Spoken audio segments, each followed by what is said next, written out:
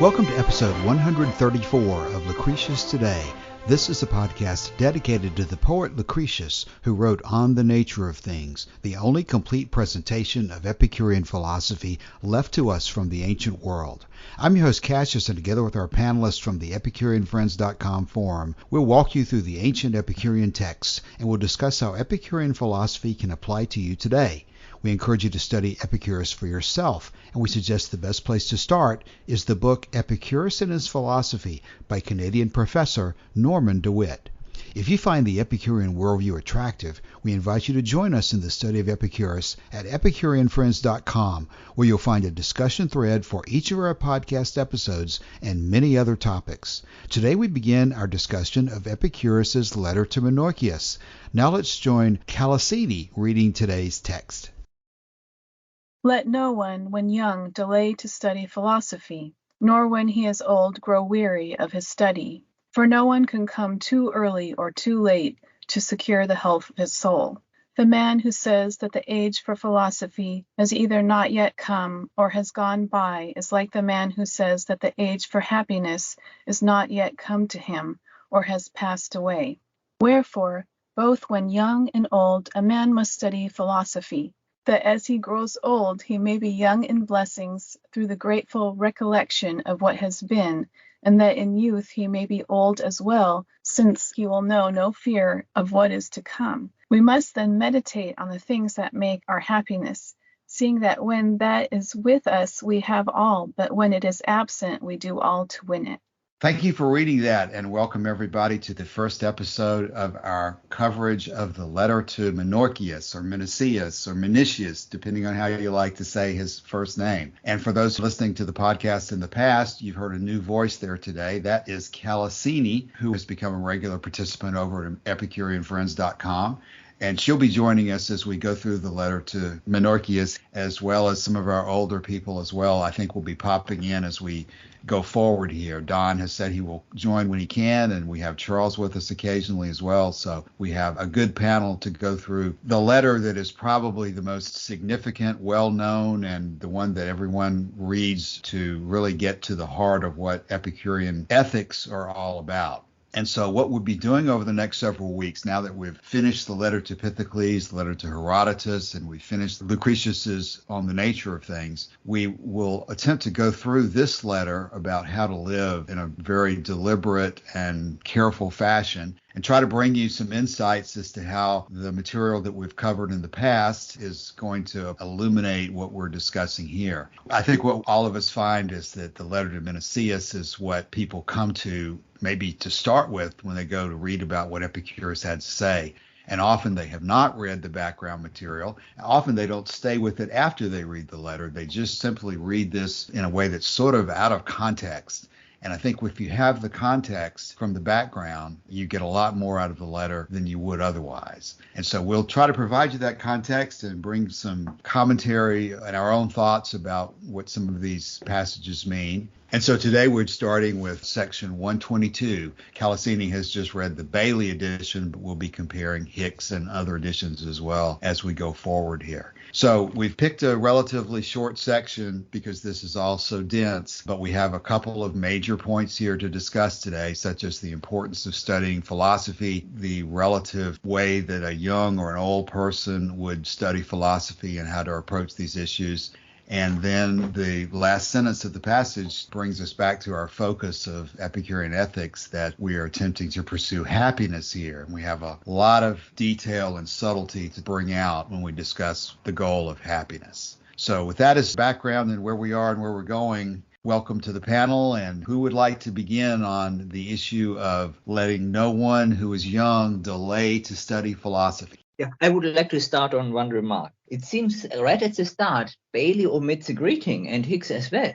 So in my German translation, I have a starting phrase at the beginning of the letter. Epicurus wishes Menoeceus luck. In fairness to both Bailey and everybody, it's always possible that what I put in front of us here to read may not be exactly what's in their book. I may have omitted a transition phrase, but right, I think the Diogenes Laertius has the greetings in it. And I remember there's commentary on the difference in the way he greets. The greetings have a unique flavor to them. Josh, you remember anything about that?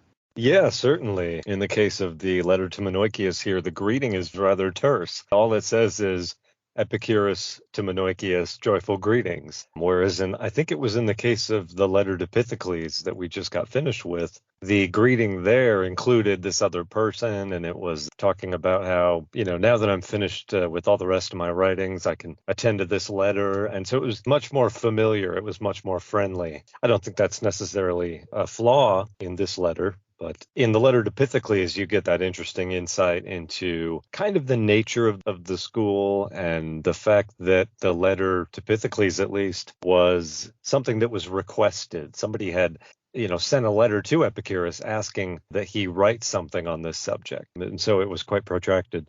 But here Epicurus just gets right into it. I don't know if that says anything about this letter, but it's certainly worth noting. Certainly it's true that Herodotus, I guess he goes into some length describing, as you said, Joshua, why he's providing this. And in here, there's really no context at all as to who Menoeceus is, why he's writing. When I referenced Herodotus, I think he goes into sort of an explanation as to why he's providing the letter, talking about this is going to be an outline because there's so much detail in my 37 letters. So the greeting is the same as to Menoeceus, but then that letter has an introduction, which Menoeceus really doesn't have. So in Menoeceus, it's really in medias res. No? And, not just in terms of analyzing the greeting, but that's really an important part here, that we don't know much at all, and maybe nothing at all, about who Menoeceus was. We don't know if he's a young person, an old person, whether he's new to Epicurean philosophy, or whether he's asked for a summary like Herodotus has. This doesn't provide us, and I don't think we know from any other material anything about who Menoeceus was, which I think turns into something that's very significant, because some of the material here, at least in the opening, is pretty obvious and direct and doesn't require a lot of explanation. But the deeper we get into it, I think there are subtleties that it would be very important to know whether Menoeceus had access to Epicurus's letters in the past, and whether he understood these things, or whether he was somebody who was brand new and that Epicurus thought he needed to talk in terms of very basic material with. Well, now I was curious if this letter might fall into the genre of a protreptic, which was popularized back with Socratic students, and it was a means to draw potential students to the school. So that could be also why the greeting is very short, because there's not a close relationship yet, and it's just outlining the school's philosophy as a way to maybe draw Menoeceus into the school to come to study. Yeah, I wouldn't doubt that at all. I think you're absolutely on the right track there. Epicurus does in quite a number of places seem to direct a lot of attention, particularly towards younger members, it seems like. There are a few cases, I can think of a couple at least in the Vatican sayings, where he directs his attention more toward older people. But certainly, yeah, you do want to, because Epicurus is out there, he's trying to convince people, not to join his cult and give him money and power, that kind of thing. But he's really convinced himself, at least, that he has come up with something, and it's something worth pursuing. And as he explores it further, he looks around, sees the people around him, and sees that they're not happy, Lucretius says that life is one long struggle in the dark. That's not a universal rule for everybody. That's not applicable to all people, because some people seem to have methods. They seem to have ways of escaping that darkness, metaphorically. And Epicurus maybe thinks he's found a way to do that. And so he comes to us now as a person who wants to share what he's discovered in order to help us. And Kalosyni, I could certainly see this as being an example of what you're describing. I think that's a very good insight. One more background item that would fit into what we're discussing now is that as we go through this letter and discuss his positions on ethics, it would be very logical to look at and compare the way these issues are presented in the principal doctrines. We really don't know much about the principal doctrines, whether it was addressed to some person in particular, whether Epicurus prepared it himself. Presumably he did, but I don't know that we know that. We have the issues of how we divided up into 40 different lines, but it apparently was probably written as sort of a narrative, almost like one of these letters. And I think we're going to see that to some extent he follows here in this letter some of the order that he has in the principal doctrines. Although here, the very first thing he's talking about is the need for philosophy and then happiness. And then he goes into the issue of the gods, which we're not going to treat until next week or our next episode. But I think that's one way to get something out of this too, is to, again, think about these other sources that we have and relate what they say to what we're discussing here in this letter. Because if you're looking at the principal doctrines, there's not an opening section to the principal doctrines that tell you to study philosophy.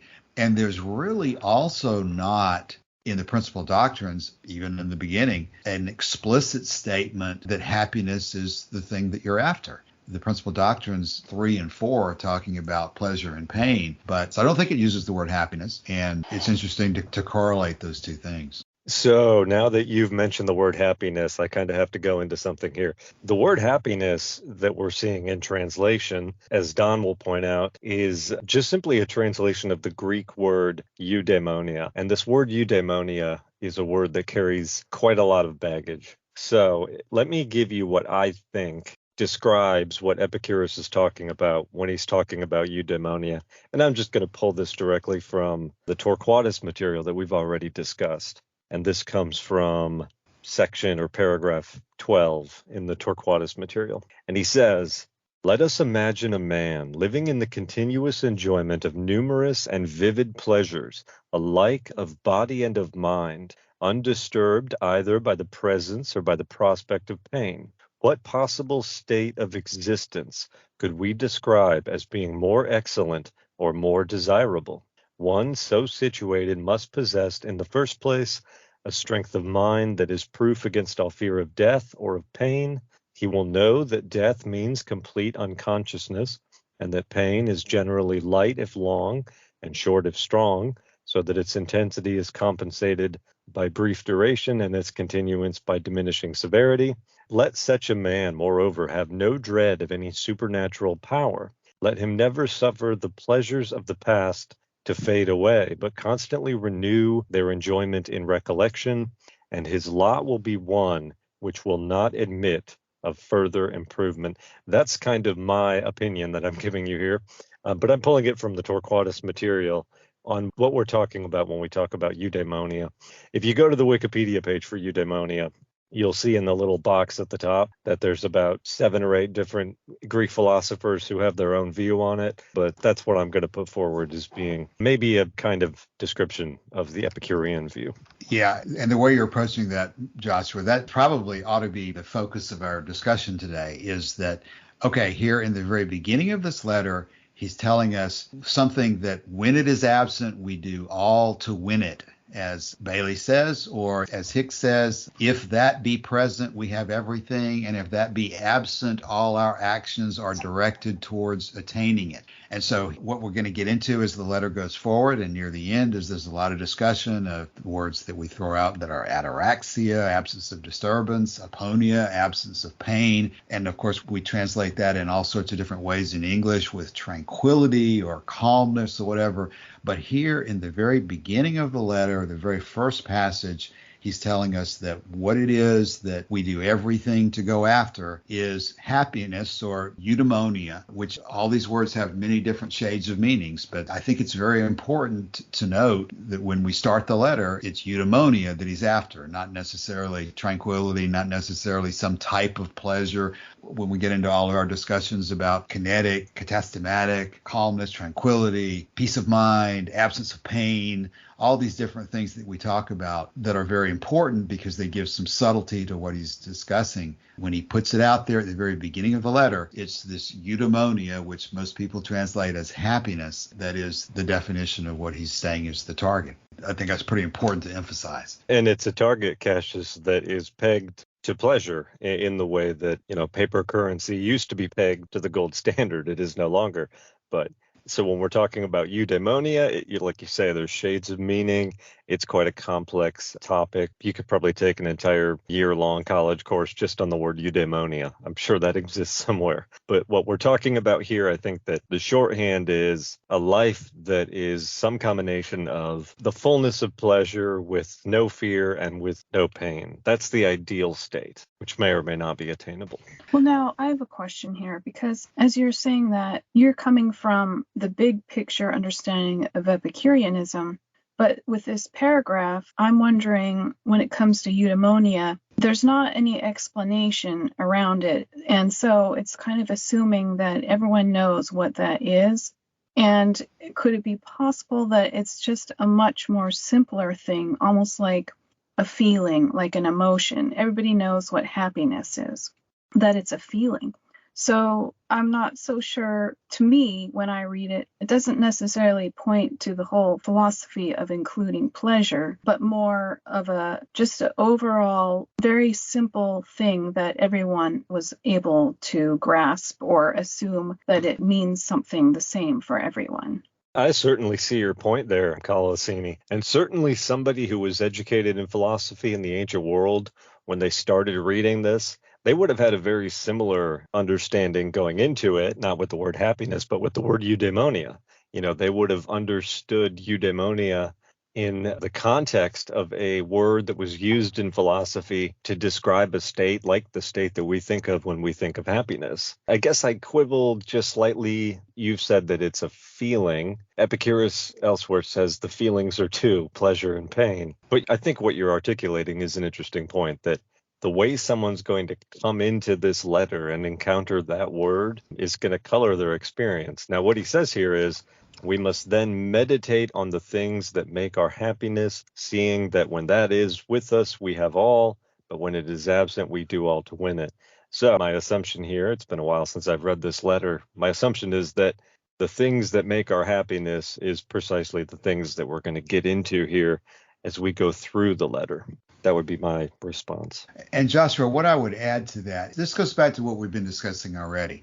Who is Menoeceus, and what is the purpose of this letter? Is Menoeceus someone who has been familiar with Epicurean philosophy, in which case Epicurus is just providing a summary, and he's expecting Menoeceus to know the relationship between happiness and pleasure in Epicurean philosophy? Or is Menoeceus somebody who's brand new to the subject and is just some random Athenian who has been reading Plato and Aristotle all his life and has an understanding of eudaimonia based on them, but he does not know how Epicurus links pleasure to happiness? So really, we've been discussing it, but Kalosyni's done a really good job of raising this issue again. You can pull this letter out and read it for the first time and read this paragraph. As a new person, you can read it with absolutely no context whatsoever, or as an experienced Epicurean, you can read it with a lot of context of background of what Epicurus has been saying previously.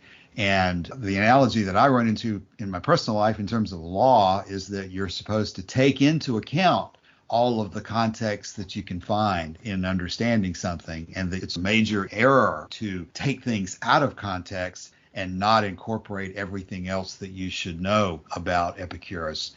And so really coming to sort of a resolution of that perspective is really, really important, or at least to an understanding of what the issue is. Because the one thing I would quibble with in what Kalosyni said probably is that I think she said something to the effect that everyone understands happiness is a feeling. I don't know that everyone understands anything, frankly. After going through all this philosophy, everyone has a different opinion about everything. And happiness to one person is entirely different than happiness to another person. He's a happy man in a religious sense, means that he's communing with God and in touch with God's will and living the life of preparation for heaven and so forth. That makes the man happy in a religious perspective. Or the Stoics, even though the modern Stoics seem to just ignore what the old Stoics said, even the ancient Stoics, I'm sure, understood the word eudaimonia, and they no doubt used it in certain contexts. But the goal of Stoicism in the ancient world was virtue, very clearly, and not eudaimonia, no matter what the modern Stoics will say is their own goal. So the issue of what is happiness is so critical to the question that we're discussing. And what's the passage that I always go back to on Diogenes of Oinoander is that fragment 32, where he says, if, gentlemen, the pointed issue between these people and us involved inquiry into what is the means of happiness, and they wanted to say the virtues, which would actually be true, it would be unnecessary to take any other step than to agree with them about this without more ado. But since, as I say, the issue is not what is the means of happiness, but, quote, what is happiness and what is the ultimate goal of our nature, unquote, I say both now and always, shouting loudly to all Greeks and non-Greeks, that pleasure is the end of the best mode of life, while the virtues, which are inopportunely messed about by these people, being transferred from the place of the means to that of the end, are in no way an end, but the means to the end. Let us therefore now state that this is true, making it our starting point. And I think we could go back into Torquatus and pull out basically the same thing, that a life of happiness is a life of pleasure. Now, those are things that people who have studied Epicurus will understand as to the Epicurean position. But somebody who just decides when they're 50 years old, they need to read a little bit about Epicurus, they go to Wikipedia, they read that the letter to Menoeceus is the most important letter on ethics, they pick it up, they read this first paragraph, they see that the goal is happiness. Well, they don't have a clue at that point as to the relationship between happiness and pleasure from the Epicurean perspective. So this issue of integrating context is everything in this discussion. And we're going to run into this time and time and time again as we go through the letter. Are the words that he's using colloquial, loose interpretations of a word like eudaimonia or happiness? Or are they stated in the context of Epicurean philosophy? Maybe the best example of this is when Epicurus starts talking about gods, which we'll start talking about next week. He clearly has his own view of what a god is, and his definition of a god becomes so different than what we think of a god being that it gets very confusing. When we read about Epicurus believing in gods, we think that means he believes in Yahweh or Allah or somebody else who's supernatural and very specific, but the type of gods that Epicurus is holding to exist are very different than those. So you've got a whole series of words, and Cicero specifically, I believe, has recorded that he criticized Epicurus for using words in a non-standard way. So that's evidence that Epicurus clearly was using words with his own explanations of what they mean. And virtue is another word that would have that same contextual difference. So what Kalosyni has raised is probably one of the most important questions that people have to think about as they read through this letter. If they read through this letter on a superficial, modern day context, and they just presume that everything is exactly in front of them and that everything in Epicurean philosophy is contained in this letter, they're going to come out with a very different understanding than if they have read the Lucretius on the nature of things, and if they've read the letter to Herodotus and the letter to Epicurus and the detail that's in Diogenes Laertius. There's a difference between a sort of an academic who has studied all these things and made a career of it versus a normal everyday person who doesn't have the time to read all that. So this is a huge, huge issue. So I don't think we can expect to resolve the question of happiness right now today, but it's certainly something that we'll need to come back to, I think, again and again and again as we go through this letter. But maybe just to move on here to sort of the meat of the passage, just about everything that we're looking at today, I think, has to do with when in life is it appropriate to begin the study of happiness. I guess I'm not aware of any sort of entrenched opinion on this that Epicurus might be pushing back against. He talks about it so much, doesn't he, that it almost seems like there must have been this idea prevalent in ancient Greek that, oh, that philosophy, that's only for, young people while they're in school, or that philosophy, that's only good for old people after they've retired. I don't know which of those two views it would have been, but certainly he seems to be concerned about something that was going on in Athens in the 3rd century, because he's really pushing back hard against this. And of course, we know that he began studying philosophy himself at a very early age and apparently began to articulate his own system before the age of about 30, I think. So where do we fall on this? Do we think that there was a tendency in ancient Greece to push philosophy as something that is fit for people to study in old age. That's kind of the view I have in my mind of, Rasputin with a beard down to his knees or whatever. And in Homer, it's typically the wiser people are always the oldest people present. And sometimes even they're old and they begin to go blind. And there's this idea in Greek culture that it's the blind who can truly see. So he's trying to get people to study philosophy when they're young and all throughout their lives, not just when they're old. That's the impression I have of it. Does anyone else have a different take on that? Not necessarily, because at least at that time, it was very common that young people would go to pick a teacher and learn philosophy in young age. So Epicurus did the same thing. And Socrates had a lot of pupils like that. You're absolutely right, Martin. And then so I wonder, do people, as they get old, do they just, well, now I've got a family, now I've got, my business to attend to, I've got work around the house, maybe I've got a political career to worry about, and philosophy is something that I'll push off until retirement. Is that the problem that he's addressing? He puts it in so stark terms here at the very beginning of the letter. There's just this assertion out of nowhere. It makes me think that there's something cultural that he's pushing back against. Maybe I'm totally wrong about that, though. I guess I don't know. Josh, you've raised a couple of issues there that I would comment on. I think you're clearly right that a significant number of people have the idea that philosophy is something for old people to do. So there's this book called Consolation of Philosophy. It's like once you're an old person and you're about to die, you want some justification for what you've done. So you go reading the philosophers to try to get some comfort because you can't do the things you want to do anymore. So you're just trying to get some comfort at the end of your life. And so you postpone studying philosophy until you're old. Obviously, Epicurus thinks that's wrong. And you've got, I think somebody's mentioned Torquatus. The ending of the section we often talk about has Torquatus saying, no, Epicurus was not uneducated. The real Philistines are those who ask us to go on studying till old age the subjects we ought to have been ashamed and not to have learned in boyhood. So I think the direct answer to your question, when do you start philosophy, is like, what is it? When do you start talking? 2 or 3 years old, right? Immediately from early age to the end. But you've also raised the issue of pushing back against something. And there's a lot of references to Epicurus's attitude of rejecting the standard Greek philosophy of his time. I know DeWitt talks a lot about this. Isn't there one of the fragments is something about set sail from every form of education and flee it or something? And that's only part of the formula, but that's the only part I remember right now.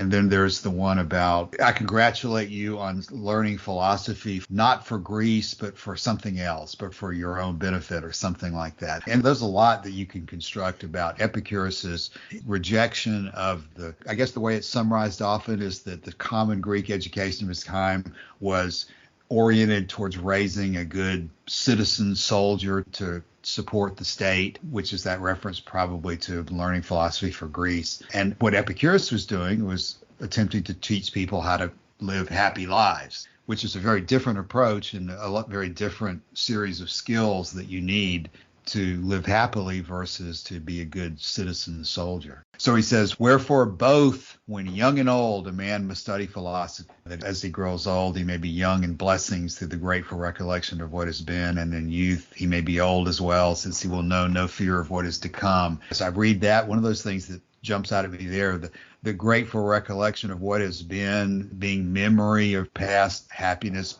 past pleasant experiences, that's something that seems to separate him perhaps from the Cyrenaics about they always wanted to be just experiencing pleasure in the now. And what Epicurus is talking about here is memories of past pleasures. And also when he talks about no fear of what is to come, that's kind of a way of saying a confident expectation of continuance of your pleasures and your happiness up to the day at least on which you die.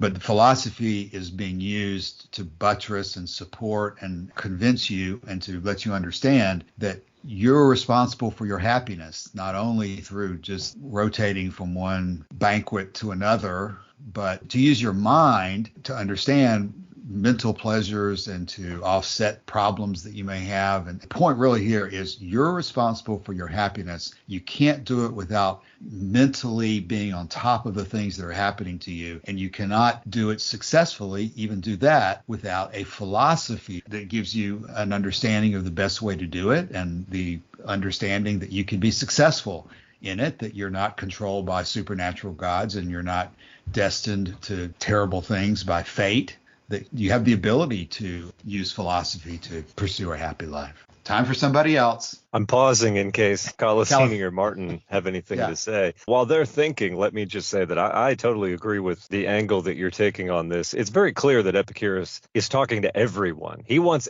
everyone to study philosophy, and you've isolated happiness as being the thing that he wants people to study philosophy for. It's not so that you can become a good soldier. It's not so that you can become a good statesman. It's not so you can become a scholar. It's not so you can start your own school necessarily. You can do any of those things. But it's for finding the best way to live. And for Epicurus, that seems to have centered around this idea of happiness. And we'll have to continue to explore that idea. But I think you've done a great job, Cassius, of isolating the main point there. Maybe while here, let me get a full quote in here. This is Vatican saying number 76. You kind of hinted at it. Let me get it into the record. He says, "As you grow old, you are such as I urge you to be, and you have recognized the difference between studying philosophy for yourself and studying it for Greece. I rejoice with you." It's a notoriously thorny saying or maxim, partially because we don't understand what it means to study philosophy for yourself, and we don't understand what it means to study philosophy for Greece. But it might have something to do, Cassius, with what you're saying about the citizen soldier and that ideal. And Epicurus seems to be not necessarily rejecting that completely, but he seems to be trying to chart another path. That would be my take on it. Yeah, I'm glad you said that. I don't think he's rejecting it completely either. I know there's another fragment in Diogenes Laertius' life when he has a list of criticisms of these other philosophers against Aristotle and different other philosophers. I think there's a group that he calls enemies of Hellas. So I guess I cite that just for the point that I think Epicurus was an Athenian. He was a Greek and he was loyal to Greece. And apparently he would have himself when he was younger been a soldier. And there's just no reason to think that he was not a loyal citizen of Athens in virtually every way. But that's not the ultimate goal of life, to be a loyal citizen of Athens. He's always drilling down, I think. He's trying to be logically rigorous and consistent. And I'll say this at this point. I remember I didn't learn very much philosophy when I was in college, but I remember one thing my professor said about the ancient Greeks was that one of their characteristics was that they did not take for granted that they knew what the goal was. They didn't take for granted that they knew what good was or what they should be trying to do with their lives. They were examining everything from scratch. So I do think that that is a characteristic that is probably true. And so when they say something like happiness is the goal, they're really not saying it superficially. They have this context of constantly fighting with each other about what is the right goal. Is it piety to the gods? Is it virtue? Is it pleasure? They always seem to be on the march to do the best they can to justify a final conclusion about what is their ultimate goal. Let me try to get a different angle on this. Let's talk a little bit maybe about what the problems are today. This comes to my mind because we have this guy that just started at work yesterday or 2 days ago or something. And I found that he was very interested in philosophy and had read quite a lot about it. And I guess, we all have different experiences. We all have different paths that we've taken to get where we are today. Maybe I'll just go around the room, as it were, and just ask people, about the people in their life. What do you think the people in your life have to say about philosophy? I know when I was in college, people sort of mocked philosophy. They thought that majoring in philosophy was like the ultimate waste of time, even more useless than an English degree, which is what I have. But maybe that's just something to talk about for a little bit, because Martin has had a very different life experience to Kalosyni. Kalosyni has had a very different life experience to me. And we've all had a very different life experience, probably, Cassius, to you. And so maybe someone can jump in here and talk a little bit about the people in their life and how they view philosophy. What is philosophy for? Is it for understanding the universe? Is it for appearing to be smart? Is it for what I think Socrates' dictum was, gnothi seoton, know thyself? Maybe this is a time to talk a little bit about the people in your life. And so does anyone want to take the bait on that question? Yeah, actually, before I answer that question, I do want to interject that I noticed between the Bailey version and the Hicks version, there's a slightly different wording when it comes to, for example, it says in the Bailey version, study of philosophy or to study philosophy, whereas Hicks says to seek wisdom. And then I also have for the Saint Andre translation, it says to love and practice wisdom.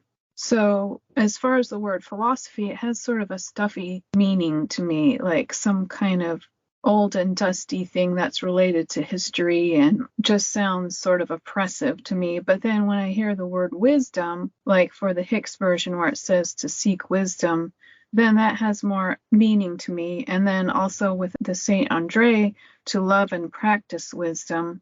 And as for my own background, well, I was raised Christian, so there's some sense of wisdom being an important thing, but it's pretty much downplayed, I would say, in Christianity. Then later I studied Buddhism, and so wisdom is very important in Buddhism because it's really about how you live your life. What kind of choices do you make? What actions do you take? Even down to your thoughts. Like, are you thinking wisely? Because your actions are going to come out of your thoughts. So that's a really good question about how this applies to each of us. Okay, so just that we discussed the different translations, so let me give something like my own literal translation from the German translation I have, which is again a bit different. No? So after the greeting, the letter starts, neither shall who is still young hesitate to philosophize, nor who is already an old person get tired to philosophize. So here they don't use the word philosophy, but rather emphasize the action to philosophize. And I don't think that the action of doing this has this idea of it's something for old professors and no one else. Doesn't the word philosophy just mean lover of wisdom? Yeah, yes, it does. Right. Martin, let me follow up on that because, okay, there was a German translation of Lucretius, and the introduction or preface to this translation was written by Albert Einstein. Now, everybody knows who Albert Einstein was, or at least they have an image of him in his head, and they know a few quotes from the internet that are probably wrong because everyone likes to say that Albert Einstein said or did things that he didn't do. But everybody knows who Albert Einstein is and what he accomplished. What's the state of things in Cologne, Martin, or in Thailand, where you've worked extensively? Do people talk about philosophy? Do they pursue philosophy? Are they interested in philosophy the way they're interested maybe in Albert Einstein? A few people only. So in Thailand, in all of Thailand, I met only one person who would be interested in the philosophy and one person who was seriously interested in Buddhism. Not two. No, I have two. No?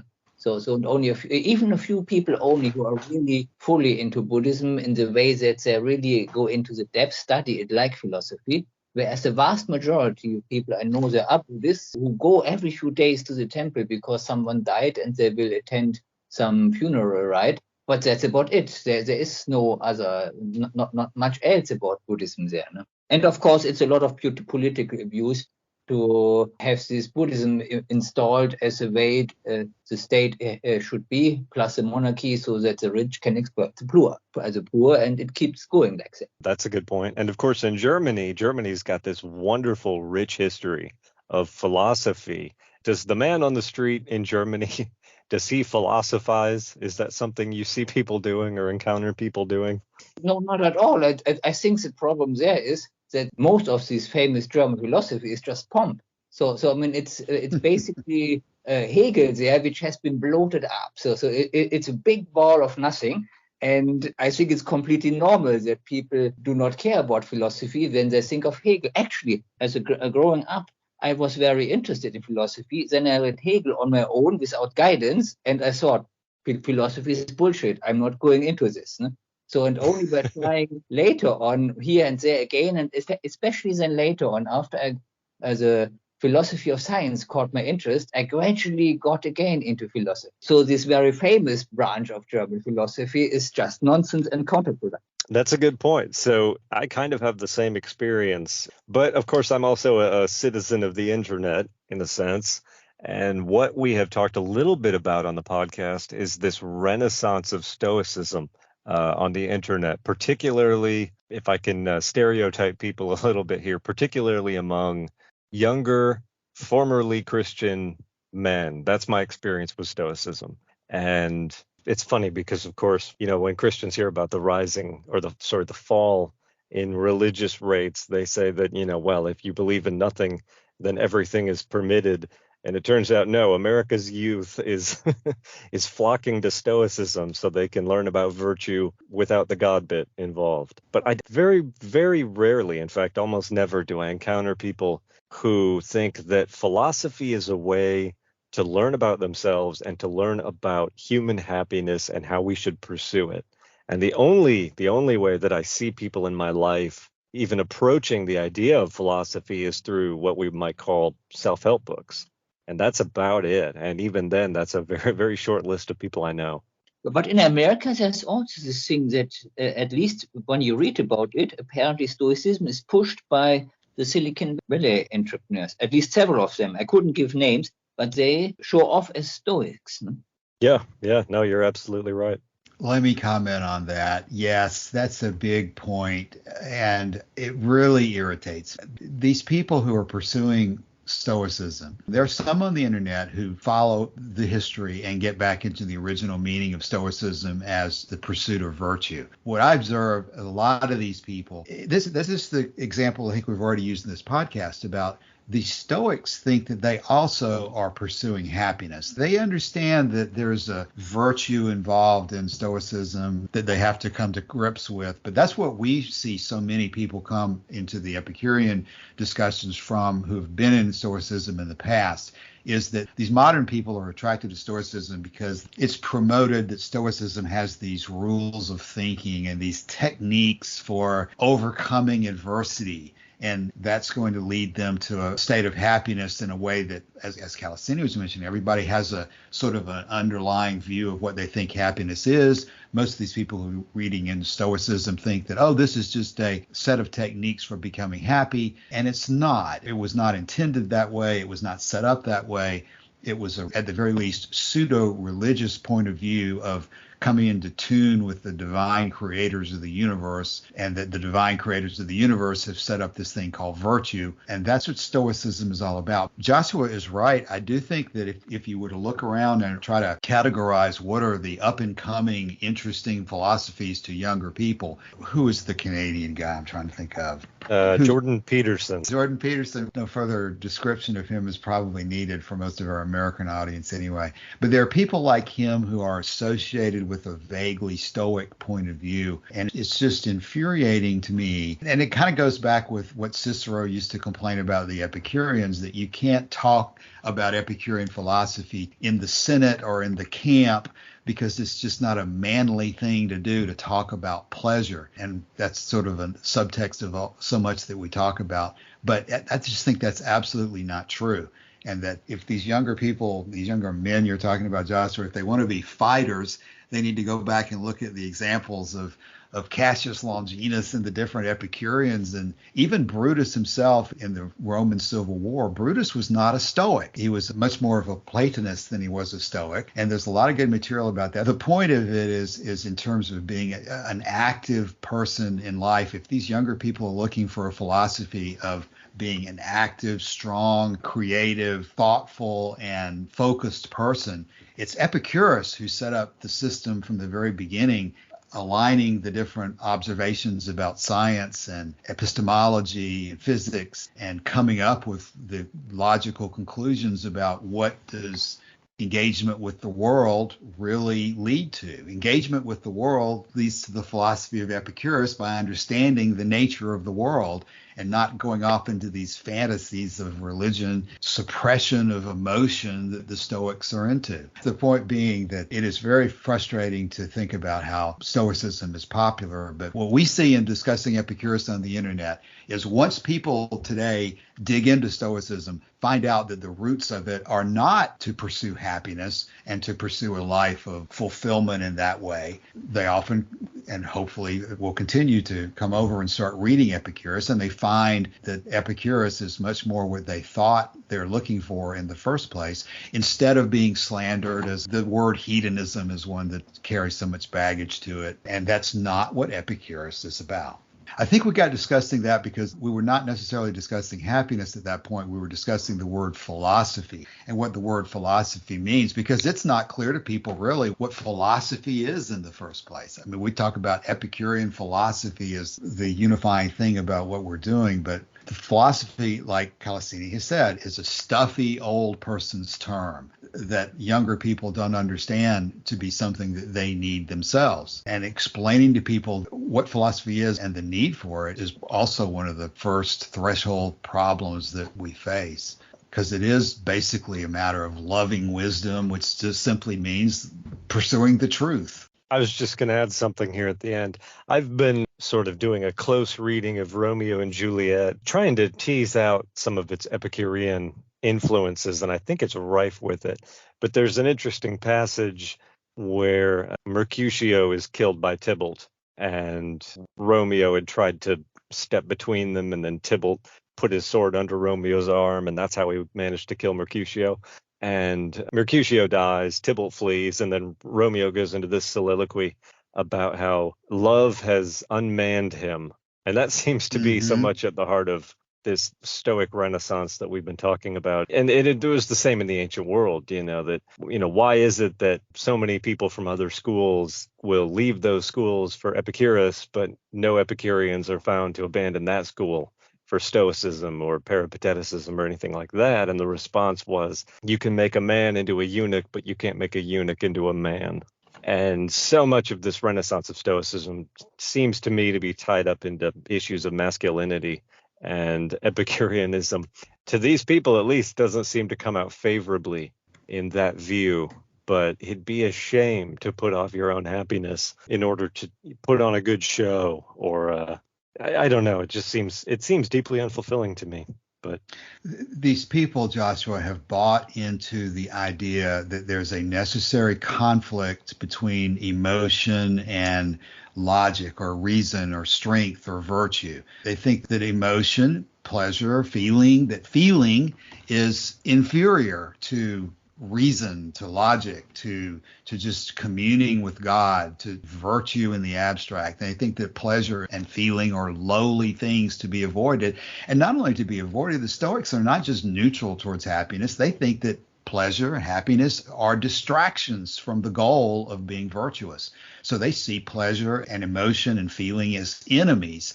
And Epicurus is very clear that he takes a different position. But the important thing to say is not that just Epicurus disagrees with that, but I think Epicurus proves them wrong.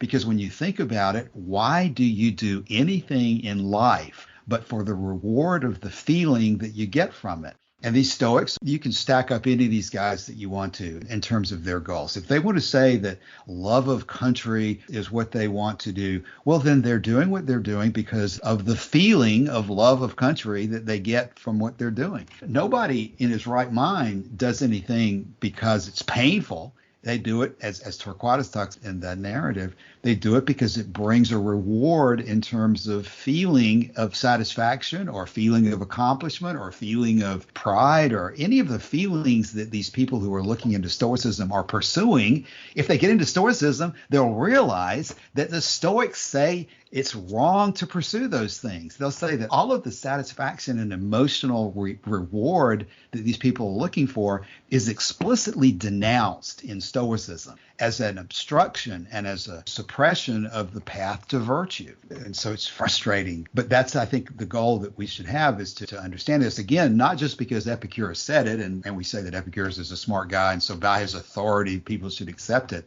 But if they listen to his argument, they will understand that his arguments make perfect sense, and that what they're doing in pursuing Stoicism and pursuing these other goals that don't really have a concrete objective is just nonsense.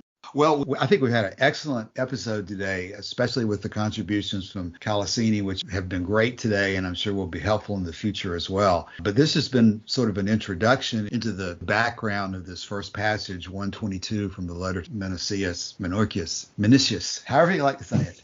And so what we've traditionally done, as we come to the end, we try to go around the table and talk about our closing observations from what we've discussed today, or just anything we want to say to summarize at the end of the episode. So we've traditionally started with Martin. Martin, do you have any closing comments? Yeah, to cut this short, I have nothing else to add to this. Okay. All right. Now, what we've also learned over time is that nobody has the ability to prolong by going off in a new direction that's really important and has to be pursued more so than Joshua does. So maybe we should go to Kalosyni next. Kalosyni, again, thank you for being with us today. We look forward to having you in the future. And do you have any closing thoughts for today's episode? Well, first off, yes, thank you for letting me be a part of this, because I am super excited about the letter to Menoeceus, and I particularly enjoy the ethics aspect of Epicureanism. And in some ways, this segment here that we've been covering, it does bring up more questions for me, because in my notes here that I took briefly, there's just questions again about what is happiness, what is philosophy, what is wisdom. It's almost like you can't really come to a final answer on those things. It's something that you might have to continually ponder as you go forward in life. Like there's no end to those questions. So this has been very interesting. Very good. Thank you very much. Joshua. I was going to try and keep it short today, actually. Just a couple things. It's so pleasing to me to be into a letter that is just rife with interest in every paragraph. I think we did the best we could on the letter to Pythocles. I think it turned out better than maybe I thought it was going to, actually. But it's such a pleasure to get into a letter like this where there's too much content to talk about. Great to be here today. And most of all, Kalosyni, welcome to the podcast. It's been very good to have you. And hopefully we continue to have access to your insights. Oh, thank you. Thank you. Okay, well, the point that I would close on, we brought up some very important issues today. The point that I would emphasize in closing is I do think that there are common dangers in the study of Epicurus, just like there's common dangers in the study of the Stoics, that when you go out there onto the internet and you read the modern Stoic positions on things, in many, many cases, you really don't get the authentic, original positions that the Stoics were taking, because they had, in their philosophy, they were oriented towards an understanding of a prime mover, God, divine fire creating the universe. And so everything in their system ultimately unwinds from that orientation of a creation period and a creator and a higher level of existence, which has established mankind and tells us what to do. And so the modern Stoics really gloss over that, and you don't get that full picture unless you really dig into the philosophy. I think we have something similar going on in Epicurus as well. You'll go out to the internet, read Wikipedia on the letter to Menoeceus and his ethics, and you'll read some very general commentary about Epicurus's interest in pleasure, his interest in happiness, his interest in tranquility, his formulations of the feelings and discussions of absence of pain and so forth. And it's tempting and very easy to take a sort of superficial understanding away from that discussion.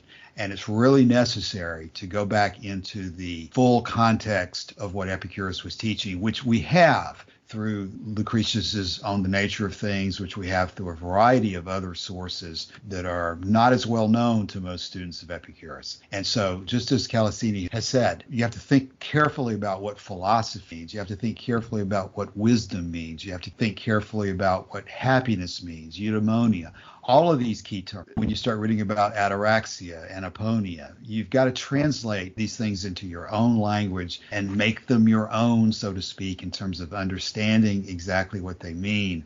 Because if you don't get that understanding, then you'll miss a lot of the depth of Epicurean philosophy. And that's what he keeps over and over telling you to do, is that you have to study these things, study nature, study physics, study epistemology, and not just take things on authority. Epicurus himself, he did not take things on authority, and he's not teaching that you should take things just because he said them. You have to understand why he said them, and you can't understand why he said them unless you go deep and study these things and talk to other people who are also studying. If you just read them on your own and you get that superficial impression, then that's when people just move on to some other philosophy and just add it to their bookshelf and add it to their collection of 100 other eclectic philosophies and move on. The purpose of EpicureanFriends.com and the things we do with the forum and the podcast is to provide a place and an environment where people who are generally oriented in the same direction can study these things together and go into that deeper understanding than you can get from just reading a couple of paragraphs on